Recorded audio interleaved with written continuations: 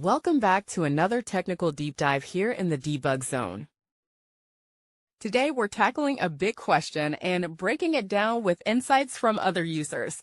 Hopefully this clears up some misconceptions and helps you get the answer you need. So buckle up, stay a little curious, and let's jump right in.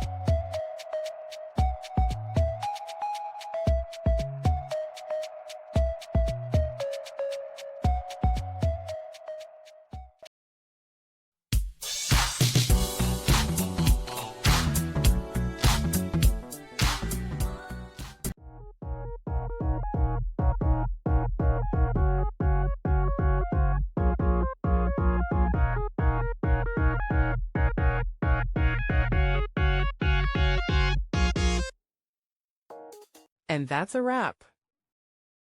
I hope you found the answer you were looking for. If you did, take a second to hit that subscribe button. It really helps out. And let me know in the comments which solution worked best for you. See you next time in the debug zone.